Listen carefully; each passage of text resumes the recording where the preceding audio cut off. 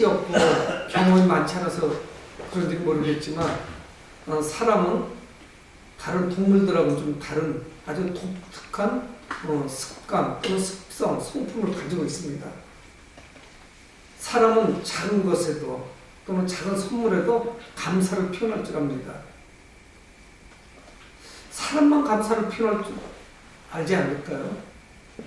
애완견이 주인이 들어오면 꼬리를 치고 주인을 반기는 이 모습이 감사해서 그럴까요? 지금 많이 생각을 좀 했는데 그건 감사해서 그런 것 같지는 않잖아요. 물론 주인에게 충성하고 주인을 사랑하고 뭐 그런 것이 어느 정도 있겠지만은 그 주인이 자기를 잘 돌봐주기 때문에 감사해서 꼬리를 치는 건 아닐 거예요. 먹이를 주고 자기를 돌봐주니까 좋아하는 것 뿐이겠죠. 우리 인간만이 가지고 있는 이 독특한 습성, 습관이 감사임에도 불구하고 우리는 하나님께 감사하는 것은 그렇게 쉽지가 않습니다. 감사가 풍성하지 않죠. 어찌 보면은 하나님께 감사하는 게 좀 인색할 수도 있어요. 여러 가지 원인이 있을 겁니다. 아마 그 중에 하나가 하나님께서 나에게 하신 일에 대해서 크게 어떤 가치 부여를 하지 않는 것. 하나님은 내게 하신 일이 별로 그저 감동이 없기 때문에 별로 감사하지 않죠. 뭐 그에도 여러 가지가 있을 겁니다.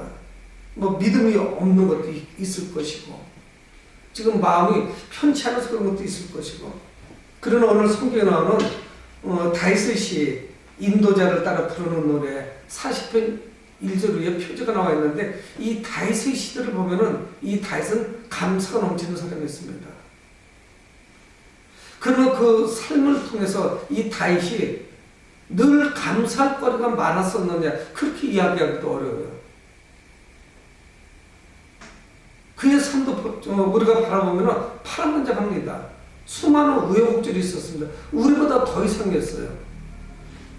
수많은 위기가 있었습니다. 그가 하나님께 받은 복이 유독 우리보다 좀 많아서 그럴까? 그런 것 같지는 않아요. 그는 하나님께서 자신에게 행하신 일에 유독 좀 민감합니다. 바로바로 반응을 보입니다. 그래서 시편에 나오는 수많은 그 다윗의 시를 읽어보면 전부 감사시예요. 때로는 그 자신의 아픔 때문에 탐문을 하고 하나님께 요청하는 것이 있지만 그의 시는 거의 감사로 끝이 납니다. 그러니까 그는 그의 삶에서 감사가 일상화되어 있습니다. 특별히 하나님에 대한 감사. 그리고 그것이 습관이 되어 있어요. 그저 저희들이 맥주 감사주일, 추수 감사주일이기 때문에 감사하는 것이 아니라 그의 삶 자체가 감사하는 삶이에요. 그의 삶에서 어떤 불평이나 불만이나 원망을 찾기가 어렵습니다. 때로 하나님을 향해서 호소는 해요. 안타깝게 하나님을 향해서 부르짖습니다. 그는 위기와 고난에도 하나님께 감사와 찬양을 올리는 그런 사람이었습니다. 왜 그러느냐? 그는 하나님이 누구신 줄 알았어요. 하나님이 내게 누구신지, 어떤 분이신지.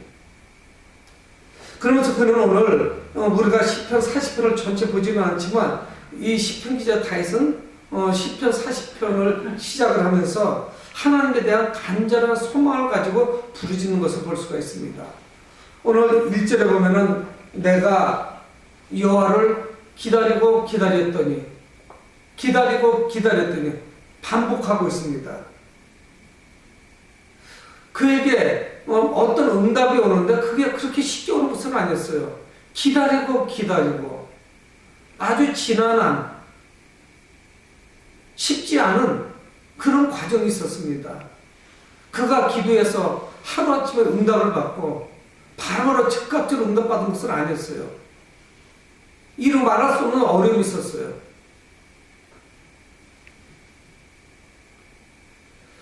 지난주 한 주 동안 저희들이 다니엘 기도회를 진행을 했는데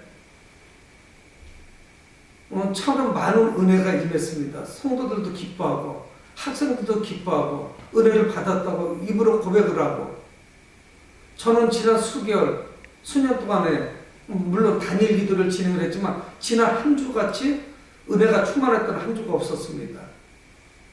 그래서 어떤 권사님에 의해서 조지 뮬러 목사님 간증을 하면서 자신의 사역을 간증을 했습니다. 그래서 저는 조지 뮬러 목사님 책꽂이 있지만 그 책을 다시 지난주에 읽었습니다. 3일이면 읽게 되더라고요. 조금씩 시간 날 때마다 읽는데도 한 220쪽밖에 안 되니까. 그 조지 뮬러 목사님도 기도의 응답을 어마어마하게 받았다고 했지만 즉각적으로 받은 응답이 그렇게 많지 않아요. 어떤 때는 수개월 동안, 때로는 수년 동안 하나님께 간절히 기도합니다. 그 응답이 그냥 온 것이 아니었어요. 아마 모든 사람들 그런 경험을 하게 될 겁니다. 끈기 있게 기다리고 기다렸더니 누가 여호와 하나님께서 응답해 주신 것이에요. 그러니까 우리에게는 끈기 있게 기다릴 줄 알아야 돼요. 그러니까 우리 입술에서 이걸 기다리지 못하니까 불평이 나오고 원망이 나옵니다. 일이 안 되는 거예요. 늘 안 된다고 생각을 하는 거예요. 왜 나는 응답이 없지? 첫째로 기도하지 않고 두 번째로 기다리지 않으니까 그렇죠. 오랫동안 못 참는 거예요. 빨리빨리 즉각적으로. 그래서 우리는 때로는 하나님께 죄송하고 참 송구스러울 때가 있습니다. 그래서 다시 회개하죠. 하나님을 그저 내가 필요로 하는 것을 채워주시는 무슨 자판기 같은 요술방망이 같은 그런 분으로 인식을 하죠. 기도의 첫 번째가 뭐겠어요? 하나님과 소통 아니겠어요? 하나님의 뜻이 하늘에서 이루어진 것 같이 땅에서도 이루어지는 것. 이 다윗은 위기가 찾아왔을 때 스스로 문제를 해결하려고 하지 않았습니다. 다른 사람을 찾아가지 않았어요. 하나님 앞에 무릎 꿇었어요. 그리고 기다렸습니다. 또 기다렸어요. 하나님께서 응답해 주실 때까지. 그랬더니 하나님은 어떻게 하셨느냐? 1절 중반절에 나온 같이 귀를 기울이사 하나님께서 그의 기도에 귀를 기울이셨던 거예요. 여러분 성경 분명히 말씀하고 있어요. 기도에 대해서는 여러 가지 말씀을 하고 있고 간증하는 분들이 기도했더니 응답을 받았습니다 하지만 기도의 첫 번째는 내 문제를 하나님께 말씀드려서 응답받고 문제를 해결하는 것은 두 번째예요. 하나님의 뜻을 이루는 거예요. 그래서 마태복음 6장 33절에 너는 먼저 그의 나라와 그 의를 구하라. 그래야만 이 모든 것을 너희에게 더하시리라 그랬지 순서가 뒤바뀐 건 아니었어요. 그래서 마태복음 6장에 유독 기도에 대해서 많이 말씀합니다. 이방인들과 같이 중언부언하지 말아라. 했던 말 또 하고 했던 말 또 하고. 이방인들의 기도가 아마 그랬던 모양이에요. 우리가 하나님께 기도하기 전에 이미 하나님께서 우리의 모든 것을 필요를 간구를 알고 계시다는 거예요.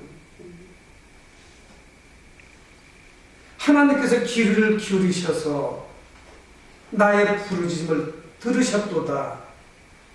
여러분 하나님을 전적으로 신뢰하는 사람만이 기다릴 수 있습니다. 처음에 몇 번, 한 주, 두 주, 한 달, 두 달은 기도할 수 있어요. 하다가 응답이 없으면 포기를 합니다. 안 되려는가 봐. 그리고 다른 방법을 찾죠. 사람을 찾아가거나 아니면 다른 방책을 찾죠. 근데 그는 하나님께서 귀를 기울이셔서 그의 부르짖음에 들으셔서 응답해 주셨어요. 여러분 이 다윗의 상황에 대해서 다윗은 고백하고 있습니다. 최악의 상황이에요. 여러분 우리는 살다 보면은 또 세월이 지나고 나면 과거에 그게 최악인 줄 알았는데 또 최악이 찾아오는 거예요. 견딜 수 없는 최악이 찾아옵니다. 편안할 날이 없어요. 다윗의 삶도 마찬가지예요. 그래서 그는 고백하는 거예요. 자기의 현재 상황이 어떤지. 나를 기가 막힐 웅덩이와 수렁에서 끌어올리시고 그가 하나님께 부르짖고 기다리고 기다렸던 이유가 뭐냐? 기가 막힐 웅덩이와 수렁에 빠져 있는 거예요. 여러분 오늘 시편 40편 1절에서 5절까지 말씀을 보는데 이 말씀 중에 5절인데 지난 간증 시간 동안에 2절이 나왔어요. 5절 말씀은 김상숙 권사님께서 간증 중에 말씀하셨고 2절은 또 말씀했습니다.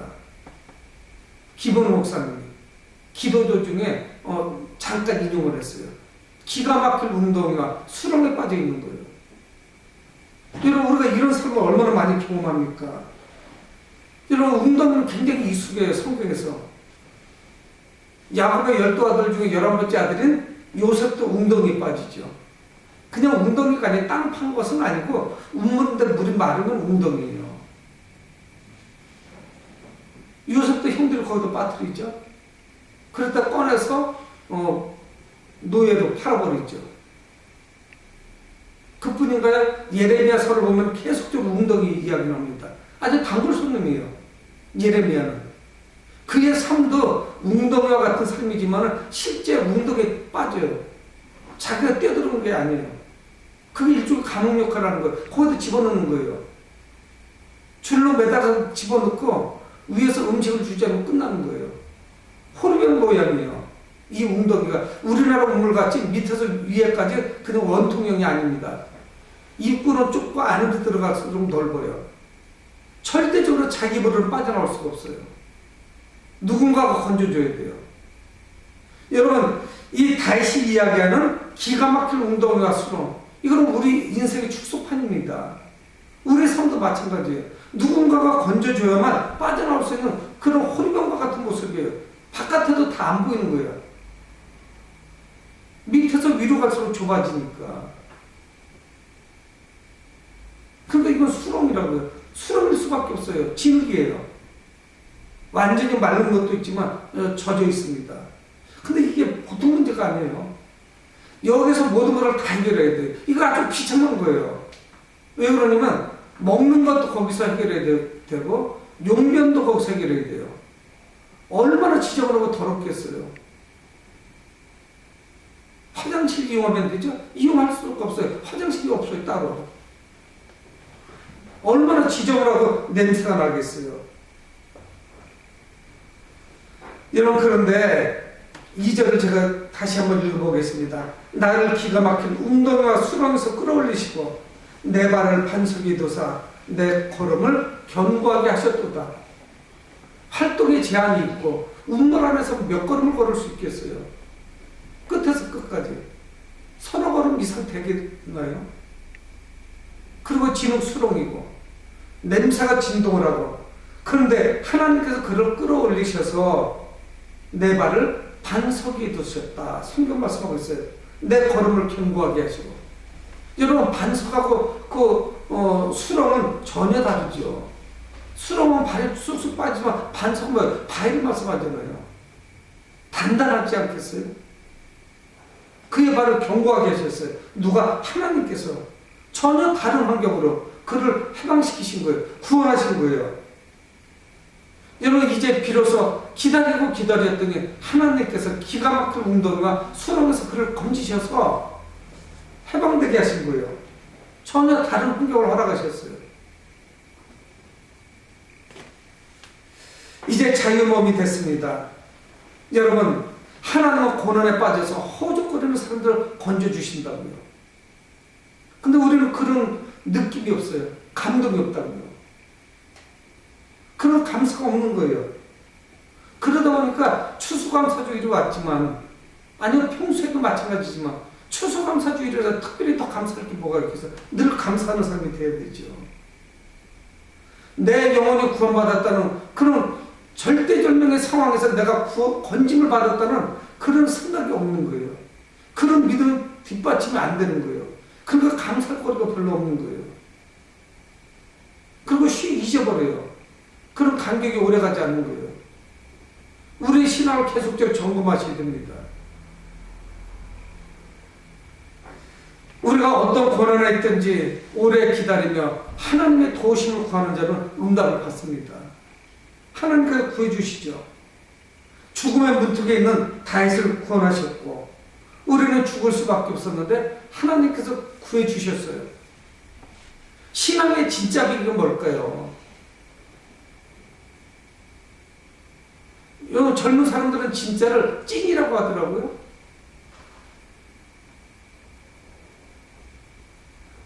국어를 다 망쳐버려요.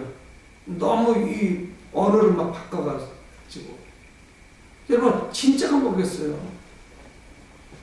내가 복을 받아서 부유하게 잘 사는 것, 건강하게 사는 것, 이것이 아니죠. 우리도 기가 막힐 운동과 수렁에 빠져서 호적거릴 때 나만 모르는 것, 주님이 건져주셨는데 그걸 기억을 못하는 거예요. 그러니까 우리 입술에서 감사가 나오기가 어렵죠. 현재의 상황을 바라보고 현실을 바라보고 내 영혼이 구원받았다는 그런 확신 자체가 없다 보니까 우리는 늘 불안한 거예요. 그러나 이 다윗은 하나님께 대한 소망을 가지고 기다렸습니다. 내가 기다리고 기다렸더니 그랬더니 하나님께서 그를 건져주시죠. 끌어올리셨어요. 그래서 다윗의 삶이 바뀐 거예요. 10편 40편에서만 그런 것이 아니라 그의 인생이 늘 그랬어요. 어떻게 바뀌었느냐? 3절에 새 노래 곧 우리 하나님께 올릴 찬송을 내 입에 두셨으니 사람이 바뀌는 거예요. 그 구원에 감사하기 시작하자 내가 어떤 사람이라는 걸 발견하자 하나님께서 내게 어떻게 행동했는지 알자 어떻게 되면 새 노래를 부르는 거예요. 신곡을 불렀다는 이야기가 아닙니다. 흘러간 옛 노래를 불렀는데 이제는 새로운 노래를 부른다는 의미가 아니에요. 신곡, 어제 작곡에서 처음 음반이 발매된 그런 노래를 부른다는 의미가 아니에요. 이거는 변화된 사람의 새로운 삶을 시작하면서 하나님께 감사하고 찬양하는 모습이에요. 여러분 그래서 성경은 새 노래라는 말도 자주 나옵니다. 특히 계시록에 나오죠. 요한계시록 14장 3절을 보면은 5장 9절에도 나오지만 그들이 보좌 앞과 내 생물과 장로들 앞에서 새 노래를 부르니 땅에서 속량을 받은 14만 4천 바퀴 등이 이 노래를 배울 적 없더라. 거의 찾아보면은 이 새 노래 이렇게 이야기하는 걸 보면요 신곡이라는 의미가 아니에요. 새 노래를 부를 때 꼭 뭐와 관련되면 구속된 거와 관련돼요. 구속이 뭡니까? 구원받은 거와 관련된다니까요. 가수가 작사, 작곡가한테 신곡을 받는 의미가 아니에요. 이 노래는 누가 불렀느냐? 새로운 생명을 받고 새로운 삶을 시작하는 사람이 이제는 바뀌었어요. 자세가 바뀌고 태도가 바뀌었어요. 그가 하나님께 노래하는 거예요. 하나님께 감사 찬양하는 거예요. 이거는 하나님의 구원을 경험하지 않은 사람 부를 수가 없는 노래예요. 새 노래는. 이거는 뭡니까? 감사가 흘러나오는 거예요. 그 입술에서. 새 노래를 누구에게 줬나? 그 입술에 주셨어요. 그래서 하나님께 올려진 찬송이라고 말씀하고 있어요.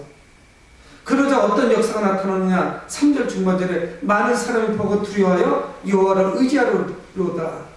많은 사람이 보고 두려워하는 거예요. 하나님께서 다윗을 통해서 어떻게 역사하셨는지 하나님의 찬양을 하나님의 구원을 그가 감사하고 찬양하는 거예요. 새로운 노래로. 여러분 하나님을 인격적으로 만나고 간증하는 분들 지금 우리는 단일 기도 중이니까 이제 딱 6일 남았습니다. 다음 주 토요일까지. 오늘 저녁까지 7일 남았죠. 단일 기도회를 통해서 간증하는 분들을 보면은 그 상황이나 환경이나 이거는 다 달라요. 근데 한 가지 공통점이 있어요. 다윗과 똑같은 경험들이 있어요. 그렇지 않던가요? 저는 그걸 늘 번번이 깨달아요. 저 사람이 예수 믿기 전에 아니면 예수를 믿었지만 그 과거와 예수 그리스도를 만난 이후에 하나님을 만난 이후에 전혀 다른 삶을 살고 있구나. 그래서 그가 새 노래를 부르는구나. 엊그제 박광실 문화선교사 그분이 색소폰 연주를 하고 난 다음에 바뀌더라고요, 사람이. 그래서 저도 유튜브에서 글을 찾아서 계속 가면서도 들었어요. 차 안에서. 소리만 들었죠. 화면은 볼 수가 없으니까. 여러분, 악기를 가지고 돈을 벌 수 있는 곳을 얼마든지 찾아다닐 수 있어요. 그 악기 대가니까. 근데 하나님을 인격적으로 만나니까 삶이 패턴이 바뀌는 거예요. 그게 중요한 게 아니라 생명의 위협을 무릅쓰고 무술국가도 가서 편곡을 해서 찬송가를 찬양하는 거예요. 똑같은 노래지만 새 노래가 된 거예요. 여러분, 우리도 내 삶에 새 노래가 나와야 됩니다. 하나님을 향한 새 찬송가가 나와야 돼요. 근데 이거는 하나님의 구원에 대한 감사가 없으면 나오질 않아요. 지난 한 주는 저는 굉장히 감동적이고 사람마다 좀 다르겠죠. 그래서 시간마다 제가 목사지만 회복되는 걸 느꼈어요. 그 문화선교사 때는 저 많이 울었어요. 마스크가 젖을 정도로 울었어요. 그러니까 이 눈물이 흐르면요, 마스크 바깥으로도 나고 안으로도 들어와요. 화장지는 하나도 없는 거예요. 목사가 제일 앞에서 우는 척 할 수는 없잖아요. 아, 저런 사람도 저렇게 하는데 나는 뭐지? 그런 생각이 드는 거예요. 근데 그런 사람이 한둘이 아닌 거예요. 모두가 그런 거예요. 그 패턴은 다르지만 다 그랬어요. 간증을 하는 분들이. 거기에 성도도 있어요. 야, 근데 나 저 정도면 장로 줘도 되겠다는 생각이 드는 거예요.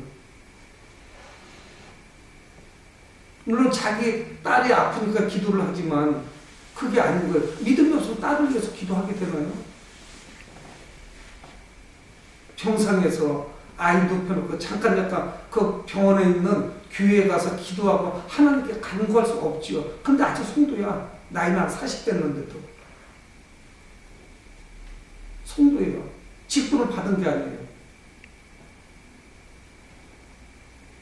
그의 언어, 그가 간증하는 것이 우리의 심령을 파헤치는 거예요. 저 여러 번 울었어요. 이번 어제까지 14일 동안. 그래서 엊그제부터는 주머니에도 화장지를 잔뜩 꾸겨놓고 앞에 앉아요. 우리가 너무 아니랬다 하는 생각을 해봅니다. 우리 신앙이 너무 침체되어 있다. 나태해져 있었다. 하나님께 감사 찬송을 부르지 못했다 하는 것을 깨닫게 되더라고요. 여러분, 이 놀라운 사실은 하나님께서 감사의 찬송을 그 입술에 주신 거예요. 누구의 입에? 다윗의 입에. 하나님이 주신 거예요. 그러자 다른 사람들이 도전을 받아요. 자극을 받는 거예요. 그의 삶이 그렇게 되니까, 하나님을 찬양하는 삶이 되니까 사람들이 자극을 받아요. 도전이 됐어요. 그래서 많은 사람들 보고 두려워했다. 성경 말씀하고 있잖아요. 그래서 여호와를 의지하게 됐대요. 그의 삶 자체가 전도였어요. 여러분, 우리가 드리는 감사의 찬송은 놀라운 결과를 가져옵니다. 그러면서 그는 고백합니다. 4절에 여호와를 의지하고 교만한 자와 거짓에 치우치는 자를 돌아보지 아니하는 자는 복이 있도다. 여호와를 의지하고 교만한 자와 거짓한 자는 이거는 의지하지 않는 거예요. 의지할 대상이 있고 의지해서는 안 되는 대상이 있어요. 치우쳤다고 했죠? 치우치는 게 뭐예요? 그를 의지했던 거예요. 불의한 자들을. 세상 친구들하고 어울려 다닌 거예요. 하지만 여호와를 의지하는 사람, 그런 자는 어떤 자냐? 성경은 단순하게 말씀해. 복이 있도다. 시편 1편에도 나오잖아. 복 있는 사람은 똑같은 단어를 쓰는 거예요. 누가 복이 있느냐? 여호와를 의지하는 사람. 세상과 헛된 사람, 아무 영향 없는 사람들을 어울리는 게 아니라 하나님을 의지하는 사람. 여러분, 우리가 한번 깊이 한번 생각해 보시자고요. 하나님이 정말 천지를 창조하시고 전능하신 하나님이라면 내가 하나님을 속여먹을 수 있을까요? 그렇잖아요. 나한테 속는 하나님이라면 믿지 마세요. 그런 하나님 뭐하러 믿어요? 교회 나올 것도 없고, 저도 목회 그만데 목사라면 제가 그러면은 사기꾼이죠. 하나님이 내가 하는 대로 다 속아넘어가 한다면 다 보고 계시잖아요. 그분이 저 사람이 저 아이가 나를 의지하는지 안 하는지 하나님 모르시겠어요. 그렇잖아요. 그런데 우리가 복에 대해서 어떻게 기도할 수 있겠어요? 하나님을 의지하는 것 자체가 그게 복인데, 내 입술에서 환경은 지금 열악하지만 감사 찬송이 튀어나오는 거, 새 노래를 부르는 것. 환경이 문제는 하나도 해결된 것이 없지만 그것이야말로 진정한 새 노래가 아니겠어요? 그게 복이죠. 뭐 엄청 환경이 좋아져서 그건 다예요. 세상 사람들도. 여러분, 세상 사람들은 재물을 의지합니다. 하지만 경건한 사람은 하나님을 의지해요. 의지의 대상을 우리는 찾으셔야 돼요. 사라질 것에 깊은 관심을 두지 않습니다. 그러니까 구원의 기도의 응답을 받은 사람은 나를 자랑하지 않고 하나님을 자랑해요. 전부 하나님을 자랑하자면 하나님이 하셨습니다. 내가 한 게 아닙니다. 나는 그냥 도구로 쓰였을 뿐입니다. 하나님을 찬양하고 영광 돌리는 삶, 이것만큼 큰 복이 어디 있어요? 여러분, 왜 그가 기다리는 줄 아세요? 소망이 있기 때문에 기다리는 거예요. 이 땅에서 기다렸더니 전혀 응답이 없었다. 하지만 그 위에 대한 소망이 있는 거예요. 미래에 대한 소망이 없는 사람은 현재의 삶, 현세에다가 올인합니다. 모든 걸 다 여기다가 투자하는 거예요. 그렇죠. 뭐 남김없이 다 투자해야겠죠. 하지만 믿음의 사람은요, 이 땅에다 모든 걸 투자하진 않아요. 기다리죠. 미래에 대한 소망을 기다리죠. 영원한 삶을 기다립니다. 그래서 하나님을 의지하는 자는 복이 있는 것이에요. 그래서 5절의 말씀입니다. 여호와 나의 하나님이여, 주께서 행하신 기적이 많고 우리를 향하신 주의 생각도 많아. 김산석 권사님이 이 성경 구절을 암송하고 읊조렸어요. 주님께서 행하신 일이, 주님이 행하신 그 기적이, 주의 생각이 얼마나 위대하고 대단한 것인지 내가 이걸 다 말할 수 없다는 거예요. 다윗에게는 그런 하나님이에요. 하나님이 행하신 기적이 얼마나 많고 우리를 향하신 생각이 얼마나 깊고 넓고 높으신지 감당할 수가 없는 거예요. 그래서 그가 뭐라고 말하는 줄 아세요? 다윗이 누구도 주와 견줄 수가 없나이다. 5절 중간에 누구하고도 비교할 수가 없어요. 누구하고 비교해요? 부모님하고도 비교가 안 돼요. 부모님이 나에게 유산을 많이 물려줬을까? 우리 부모님은 좋으신 분이야. 이런 개념 자체가 아니에요. 누구하고도 비교할 수가 없어요. 하나님께서 나를 구원하신 걸 생각하니까. 그리고 널리 말하려고 해요. 사람들에게 우리 주님에 대해서, 하나님에 대해서 소개를 하고 자랑을 하려고 하는데 너무 많아서 수를 셀 수가 없대요. 그래서 그 김상숙 권사님은 이걸 보신 거예요. 물론 조지물러 목사님도 보셨을 거예요. 그 할머니 권사님이 평생에 이 말씀을 읊조린 거예요. 이거를 늘 붙들고 살아가니까 5만 번 기도 응답이 있었겠죠. 내가 사람들에게 하나님에 대해서 말하려고 하는데 이거 셀 수가 있어야지. 뭘 말해야 될지. 주님의 복은 헤아릴 수 없이 위대한 것입니다.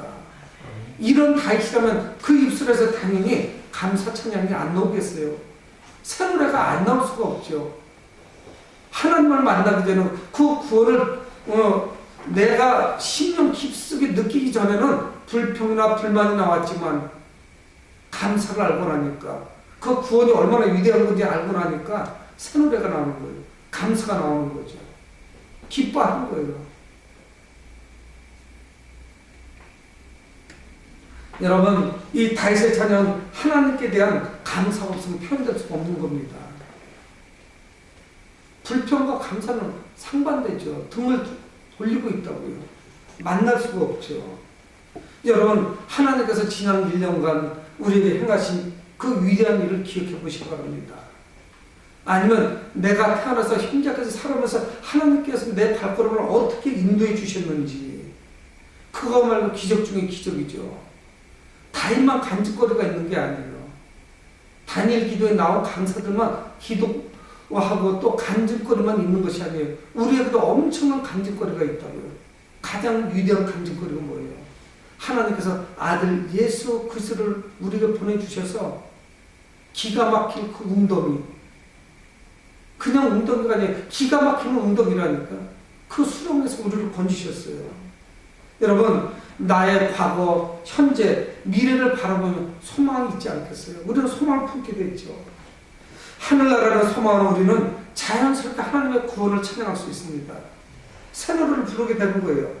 여러분, 추수감사주일이 지나면 한 해가 저뭅니다. 이제 뭐 얼마 안 남았어요. 대강절, 대림절이 지나고 성탄절 지나면 이제 송구영신 예배예요. 그러면 새해가 또 돌아오게 됐죠. 여러분, 이 시대를 살아가는 사람들은 무엇인가 쫓긴 듯 살아갑니다. 감사가 사라진 시대를 살아가는 거예요. 감사의 조건을 찾기가 어려워요. 감사 자체가 아예 없어요. 하지만 하나님께서 행하신 일들을 바라보시기 바랍니다. 헤아릴 수 없을 정도로 많은 하나님이 나에게 행하신 일, 특히 우리의 생명을 구원하시고 영원한 삶으로 인도하시니 얼마나 감사한지 몰라요. 여러분, 시편 기자 이 다윗과 같이 하나님을 의지함으로 복된 삶을 누리시기 바랍니다. 아멘. 그것이 복이잖아요. 성경 말씀하잖아요. 하나님을 의지하는 것이 복이다. 사도가 말씀하잖아요. 우리 모두 하나님의 복을 받은 자로서 감사의 새 노래를 부르시는 그런 추수감사주일이 되기를 주의 이름으로 축원을 드립니다. 동하신 아버지 하나님, 은혜를 감사합니다.